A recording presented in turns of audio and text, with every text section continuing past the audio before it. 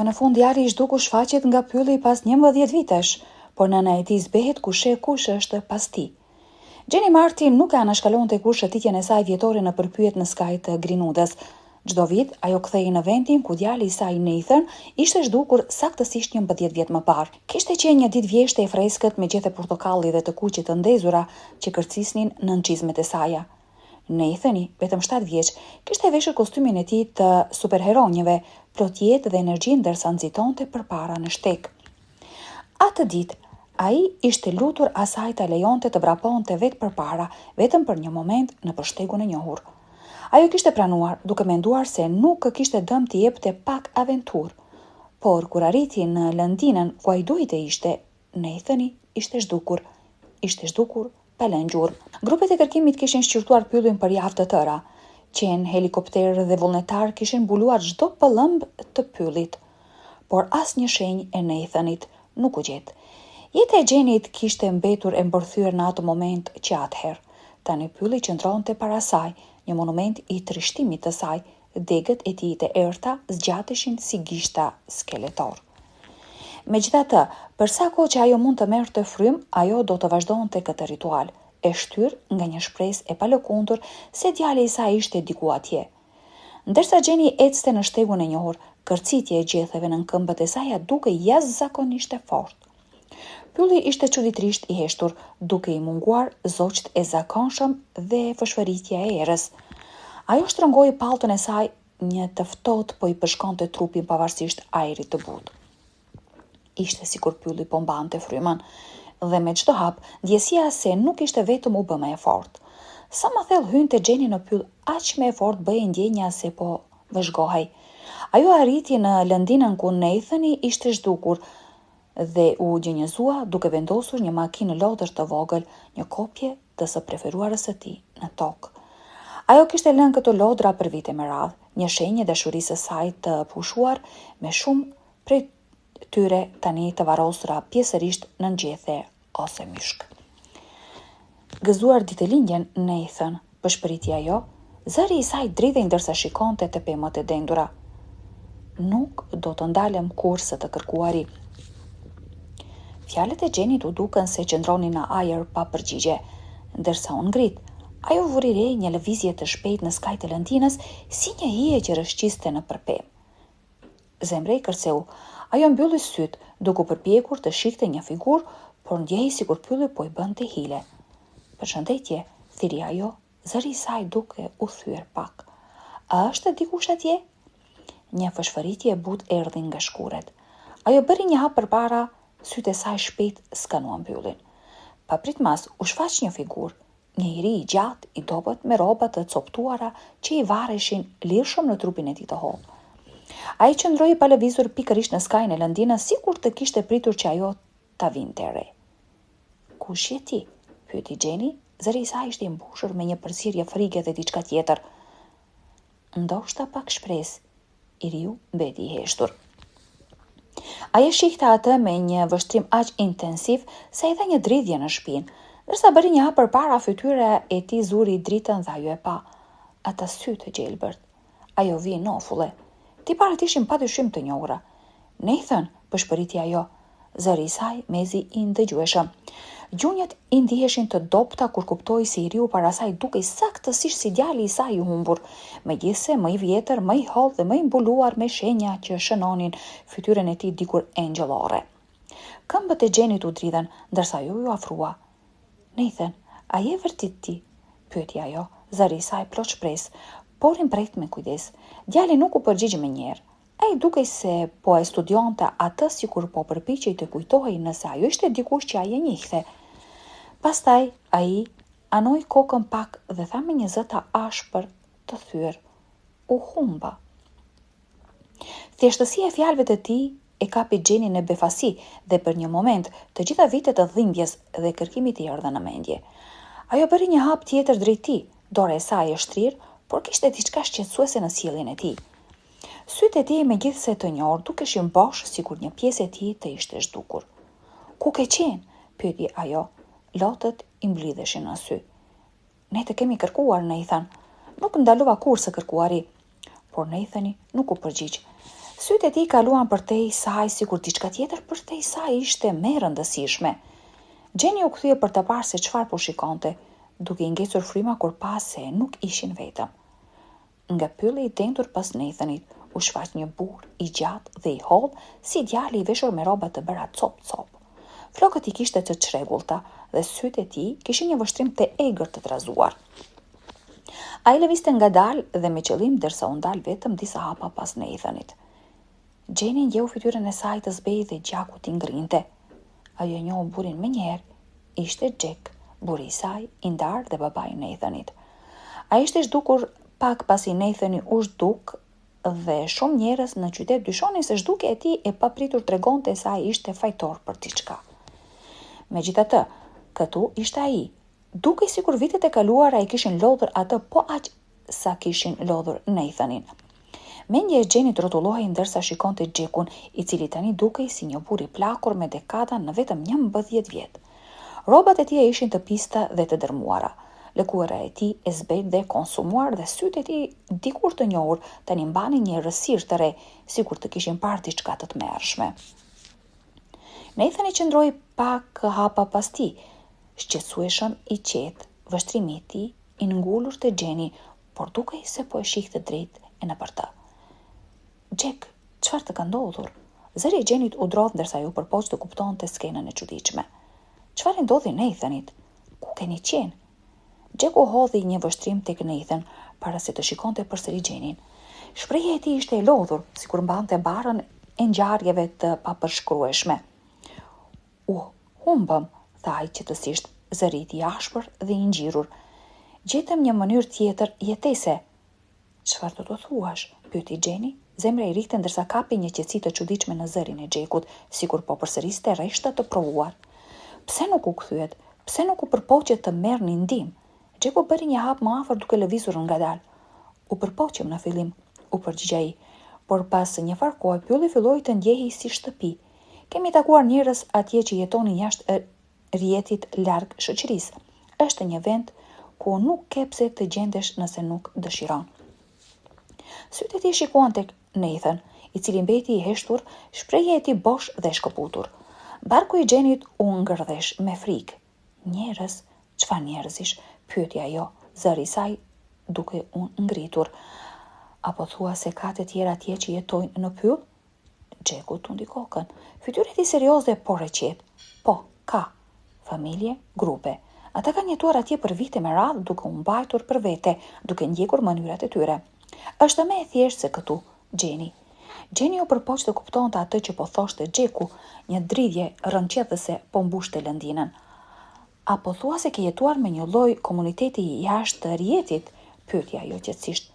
Pse do të qëndroje atje? Pse do ta mbaje Nathanin atje? Buzët e Jackut formuan një buzëqeshje të hollë shqetësuese. Nuk është një komunitet, Jenny. Është më shumë se kaq.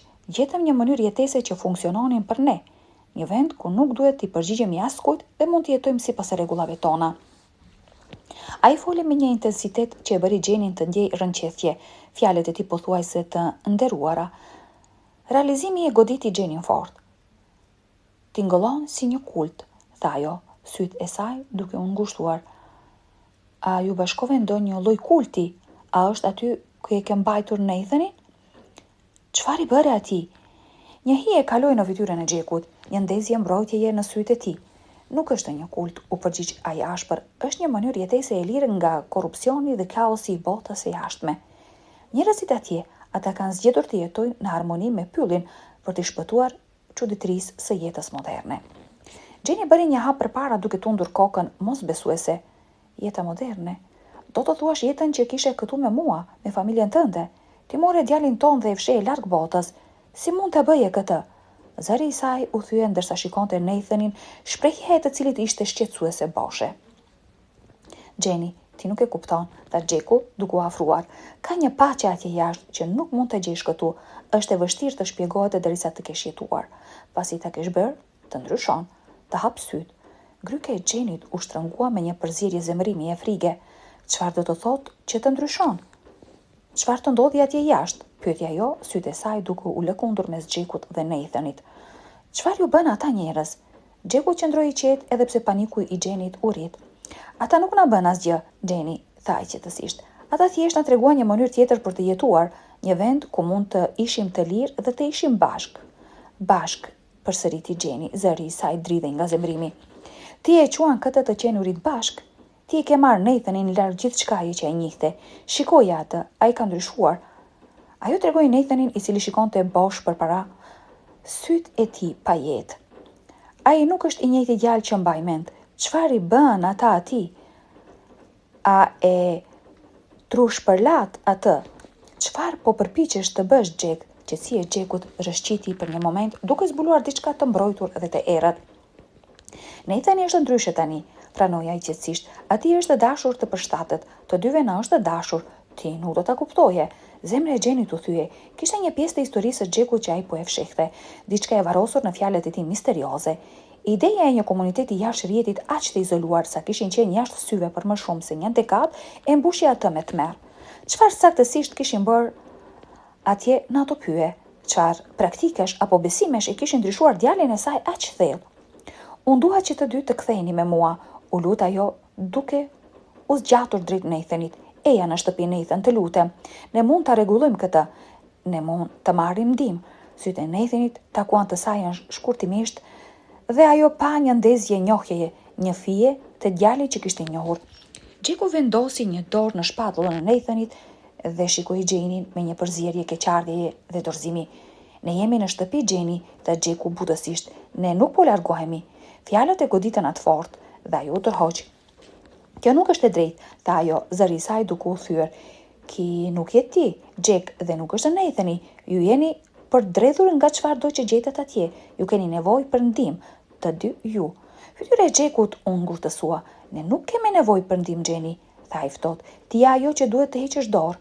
Ka gjëra këtu jashtë që ti nuk do t'i kuptoje, gjëra që të ndryshojnë dhe pasi të kesh ndryshuar nuk ka kthim prapa. Ndërsa Jacku fliste, Jenny ndjehu peshën e fjalëve të tij. Kishte një cilësi të çuditshme në zërin e tij, sikur po përpiqej të shpjegonte kuptimin e thellë të jetës që kishte zgjedhur. Por pas fjalimit të tij të qetë, ajo ndjeu diçka të rrezikshme, diçka që e kishte korruptuar. Nuk ishte thjesht të jetuarit larg shoqërisë, ishte sikur pylli i kishte kapur, i kishte ndryshuar në diçka të panjohur. Të lutem, Nathan, përshpëriti ajo zëri i saj duke u thyer ndërsa zgjati dorën për herë të fundit. Ktheu më mua. Por Nathani vetëm tundi kokën, sytë e tij të zbrazët e të largët, një i huaj që mbante fytyrën e djalit të saj. Djali që ai njëjte ishte zhdukur, dhe a realizimi e goditi Jenin me një ftohtësi rrënqethëse. Jacku dhe Nathani u kthyen drejt pyllit, duke u zhdukur në errësinën nga ku kishin ardhur, duke e lënë Jenin vetëm në skaj të lëndinës, duke u dridhur nga frika dhe zemrimi. Jenny u pengua nga pylli, mendja e saj një përzierje kaotike, mosbesimi dhe tmerri. Ajo shkoi te makina e saj dhe thiri 911, duart i dridheshin ndërsa rrëfente takimin me Nathanin dhe Jackun. Dispečeri dëgjoi me kujdes ndërsa Jenny përshkroi gjetjen e djalit dhe burrit të saj të gjallë pas gjithë këtyre viteve ende atje në pyll. Brenda një ore policia arriti. Oficerët kontrolluan zonën, dritat e dorës pren pemët e dendura, ndërsa thërisnin për Nathanin dhe Jackun. Jenny qëndroi pranë fillimit të shtegut, duke i mbështjell krahët rreth vetes për ngrohtësi, duke parë pa fuqishme ndërsa kërkimi vazhdoi deri në orët e vona të natës. Por ndërsa agimi u thye, ishte i qetë dhe e qartë se nuk do të kishte ribashkim të mrekullueshëm. Oficerët nuk gjetën asnjë shenjë të Nathanit apo Jackut, as gjurmë, as vend kampi, as gjë të tregonte se dikush kishte jetuar në pyll. Ishte sikur ata ishin zhdukur, gëlltitur nga pylli edhe një herë. Një oficer i lartë, detektivi Hughes, ju afrua Jenit, shprehje e tij e kujdesshme. Zonjë, a jeni e sigurt që e pa djalin dhe burrin tuaj këtu jashtë? Pyeti ai butësisht. Ekipi nuk gjeti asgjë, as edhe një gjurmë këmbe. Jenny ndjeu një val zemrimi dhe frustrimi. Sigurisht që jam e sigurt, ja ktheu ajo ashpër. Unë e njoh djalin tim, e pash atë dhe Jackun. Ata ishin pikërisht atje, pak për te lëndinas. Detektivi pshërëtiu duke fërkuar pjesën e pasme të qafës së tij. Ne do të vazhdojmë të kërkojmë, por është e mundur. Ai hezitoi. Është e mundur që hidhrimi mund t'i luaj hile mendjes, sidomos në një vend si ky. Jenny shikoi me inat. Unë nuk po imagjinoj gjëra. Ata ishin këtu, këmbënguli ajo, por thellë brenda saj ndjeu edhe një fije dyshimi. A mund të kishte qenë një hile e dritës? E kishin bërë vite të hidhrimit dhe mallit më në fund të halucinonte? Ditët kaluan dhe pavarësisht kërkimit të përsëritur, nuk kishte ende asnjë shenjë të Nathanit apo Jakeut. Autoritetet filluan të vinin në dyshim gjendjen mendore të Jenit, duke sugjeruar që ajo të shihte një këshilltar për hidhërimin dhe ndoshta të qëndronte me miqt ose familjen për mbështetje. Detektivi Hughes ishte i sjellshëm, por i vendosur në vizitën e tij të fundit tek ajo. Ndonjëherë mendja jon kërkon mbyllje aq shumë se e krijon vet atë, tha ai butësisht. Nëse gjejmë prova të reja, ne do ta rihapim çështjen, por për momentin është më mirë nëse ju përpiqeni të ecni përpara. Jenny ndjeu një të ftohtë nga ky mendim, të ecste përpara, si mundej kur djali i saj ishte ende atje në pyll. Ajo nuk mund të qëndronte në Greenwood, ku pemët në horizont i kujtonin vazhdimisht humbjen e saj. Kudo që shikonte, ata sy të gjelbër të përhumbur dukeshin se shikonin prapa. Jenny vendosi të shiste shtëpinë e saj dhe të linte Greenwoodën pas, ndërsa paketonte çdo sent, ishte një kujtesë 11 viteve të hidhërimit dhe kujtimeve. Gjeja e fundit që hoqi ishte fotografia e vjetër e Nathanit, e kornizuar nga muri i dhomës së ndenjes, e njëjta fotografi që kishte përdorur në çdo poster të zhdukur ndër vite. Ndërsa largohej me makinë, ajo hodhi një vështrim në pasqyrën e pasme, gjysmë duke pritur të shihte figurën e hijshme të Nathanit në pyll, por gjithçka që pa ishte shkurët e dendura të pemëve që qëndronin në heshtje në qiellin gri. Makinat lodër që ajo kishte lënë në lëndin tani ishin rimarrë nga pylli, gëlltitur nga gjethet dhe toka sikur nuk kishin qenë kurrë atje. Jenny u zhvendos në një qytet disa orë larg nga pyet, nuk shtypeshin kundër çdo rruge. Ajo përpoq të ndërtonte një jetë të re, të linte të kaluarën pas, por nuk mund të hiqte ndjenjat se Nathani ishte ende atje, ose ndoshta diçka tjetër po pretendonte të ishte ai. Askush nuk i pa më kur Nathanin dhe Jack Martinin, dhe njerëzit e Greenwoodës pëshpëritën për historinë e Jenit për vite me radhë. Disa e besuan atë të bindur se pylli kishte sekretet e errta. Të tjerët mendonin se ajo ishte thjesht një nënë e pikëlluar që kishte humbur kontaktin me realitetin, por ata që shëtisnin në shtigjet e vjetra ndonjëherë pretendonin se natën vonë mund të shihnin një figurë të hijshme që qëndronte pak përtej lëndinës, duke i vëzhguar ata me sy që shkëlqenin si smeralde. Çfarë histori e vërtet rëngjellëse? A mendoni se Jenny e pa vërtet djalin dhe burrin e saj, apo e imagjinoi diçka? Na tregoni në komente më poshtë. Faleminderit që na ndoqët. Deri herën tjetër, mirupafshim.